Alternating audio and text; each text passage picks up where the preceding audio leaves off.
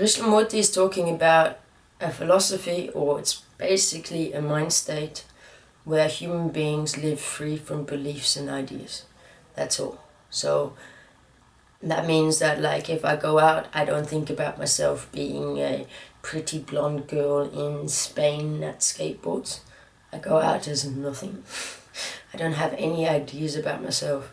I don't have any ideas about my performance. I don't have any expectations. I don't have any beliefs that I'm going to be able to understand life better than anybody else. I go out as a blank canvas. And what that also entails, which is something that people get extremely hooked up on, which is rather hilarious to me, is that this also means you give up your hopes and dreams.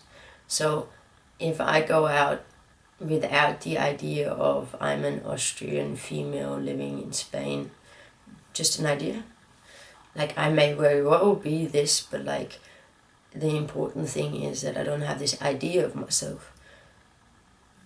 That's the important part. So if I have a hope, like, for instance, like, I'm going to go into the bar hoping to get laid. So that's a hope. And that's an idea. That's exactly the same thing. So I have the idea, and that if I go to this bar, I may get laid. And it's a hope. And when I think that, like, a lot of, I may be very mistaken because I never lived in America, but as far as I know, hopes and dreams is like a very common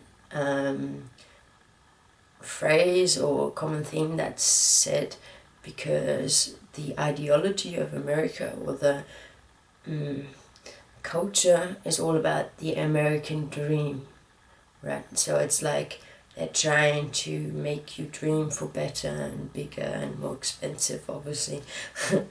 So it is normal for every single human being to have hopes and dreams. Like, it's like when I was a kid, I was hoping to find someone who would love me more than my mother ever could. That was my hope and my dream. And people always think that giving up your hopes and dreams sounds dismal and miserable, and like you have a very, like, how should I say, grey existence. Like, your life turns super boring, and the most common follow-up question that I get is like, well, what the hell motivates you? Which is also like it's a hilarious thing, because I was gonna, why do I need a motivation? Like, life is so amazing. Like, I can do this and I can do this and I can do this. I don't need a motivation or a drive. And like, for instance, when I go skateboarding, I'm not trying to become a better skateboarder. I'm just doing whatever I'm doing because it's sort of like dancing to me. So if I feel like doing this, I'm gonna do this, and then if I don't feel like doing this, I'm gonna do something else. I do have a little bit of a routine where I do the same tricks over and over, but I sort of think that's got something to do with not being able to see. So like, I'm still skateboarding, like, I'm still trying to skateboard, I'm trying to go on with life as normal. But I suppose, like, this is a good example. So I could hope that my eye is going to get better. I could dream that my eye is going to get better. But what if it doesn't? What if I waste all my energy on hoping to recover from my semi-blindness or whatever? I've sort of seen the MRI, so like, I, as someone that has had millions and millions of MRIs on my brain, I can see the focal findings on the optical nerve. So it's sort of a little bit unreasonable to expect my eyesight to return. But if I go to anybody anybody that I know and I explain the situation, they will tell me, but you've got to believe. You've got to believe in yourself. It's not going to get better if you don't believe in yourself. This is like one of the most common things that I hear. And actually I wanted to make a separate video about this because it upset me quite a lot. It doesn't make any difference if I believe or not. Believing is energy. So if I believe in something, that doesn't make it manifest magically. I'm talking about real life, like real human life. We're really gonna die. Like, I'm really gonna go blind. Like, I can see the progression in my brain. So me hoping to get better, me hoping to improve. The amount of people that told me to believe in myself and then cure my MS, like, it's actually, I find it extremely violent, because either they're just like either they're not smart enough to understand what multiple sclerosis is, because it's a degenerative nerve disease. There is no cure, there's only a slowing down of the process. So if people tell me I need to believe in my eye getting better, imagine I invest all my time and energy believing in positive energy, making my eye get better. But it's not going to get better. I've seen the evidence of it. I know it's going to get worse. It's like the only rational, logical thing that's going to happen. However, I'm not going to believe it's going to get worse either. And it's just nothing. Like, I'm not gonna... All I'm always saying is I can't see very well. That's all I ever say. Because I can't actually see much. But I try not to say at the moment. I try not to qualify it in any way. Obviously I'm keeping an eye on it, for lack of a better word. Like, I'm trying to make sure that it doesn't get worse. Like, I'm not completely like oblivious to what's going on, but I have accepted it as it is, and I'm sort of happy with what I have right now. So yeah, I'm sort of blind, but I can still skateboard. So I knew, like, there's nothing going to change the fact that I've got multiple sclerosis. Like, something's going to happen, and I'm sort of happy that it's only half of my eyesight and my legs still work, so I can still skateboard. So like, maybe I've still got a few years of skateboarding left. Who knows? I don't know. I have no idea. But all I'm trying to say is that the hoping and believing and dreaming is a very common thing. Like, it's in the narrative of pretty much every story. Everybody's got hopes and dreams. It's like a common question we ask each other, like, what are your hopes and dreams? And whenever Krishnamurti says you have no hopes, you have no dreams, it's all over, like, he says it like this in the harshest possible way, and people seem to be a little bit going like, well, why the hell would I want that if I don't have any more hopes and dreams? But the thing is, it's a good thing.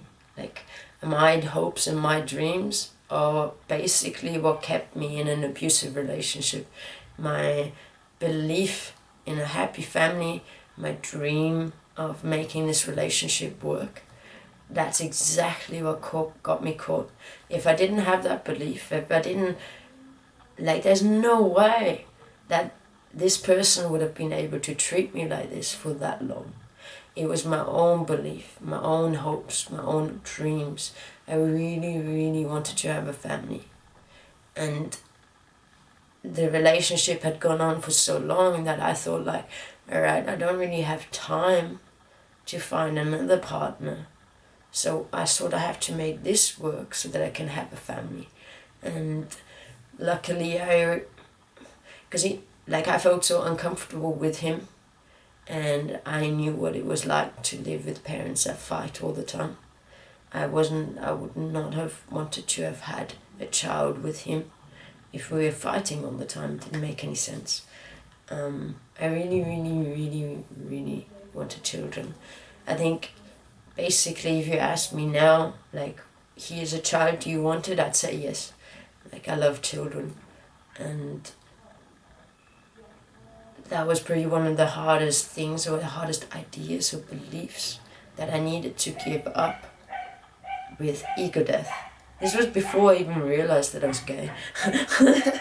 Like, but not that makes any difference in me having a family, but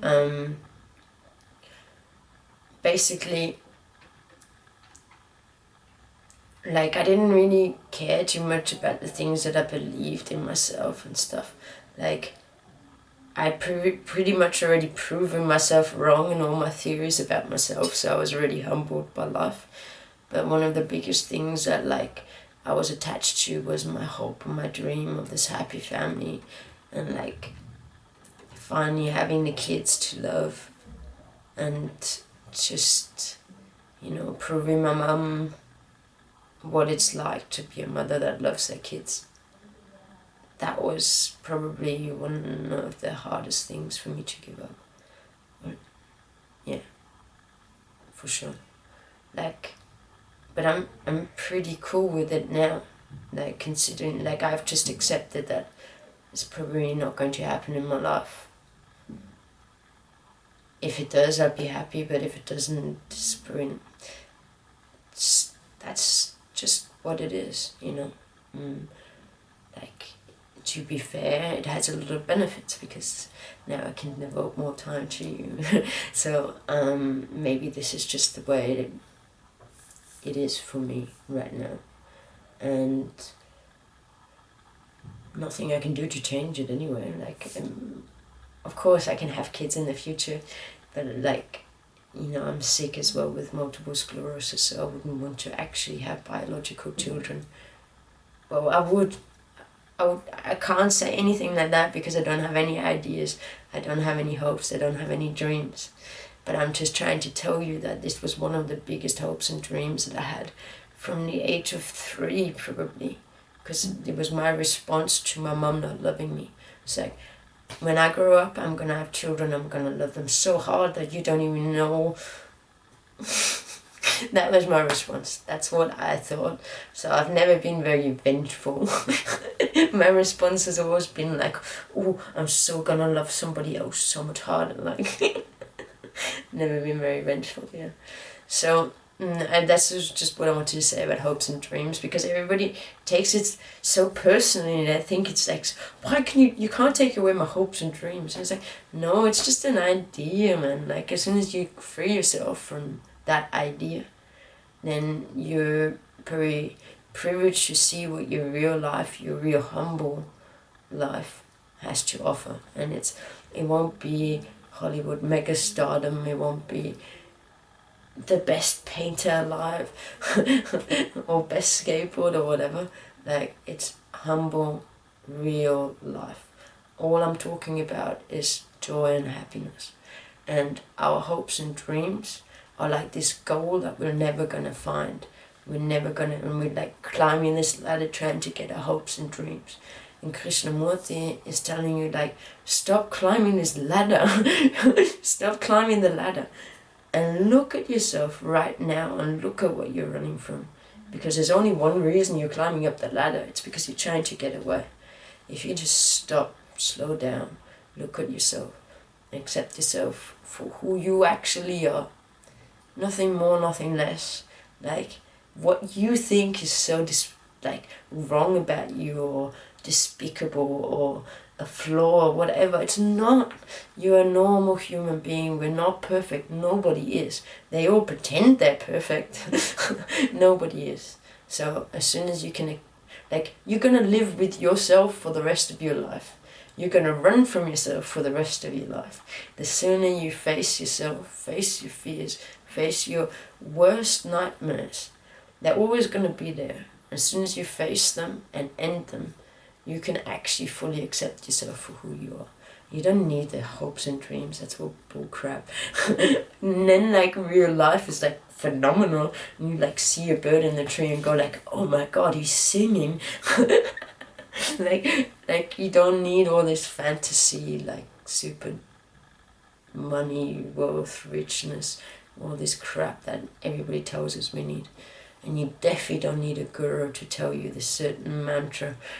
It's all the same thing. So, sorry to kill your hopes and dreams. But it's a good thing. Like, it's just, we live in this weird sort of narrative of life where everything is romanticized and made bigger and better and extreme. But Krishnamurti is talking about your real life, your real humble life, your real humble human joy and happiness. And you need to give up all your fake hopes and dreams to be able to feel this immense joy and love. Yeah. Thank you very much for listening, and talk to you soon. One love.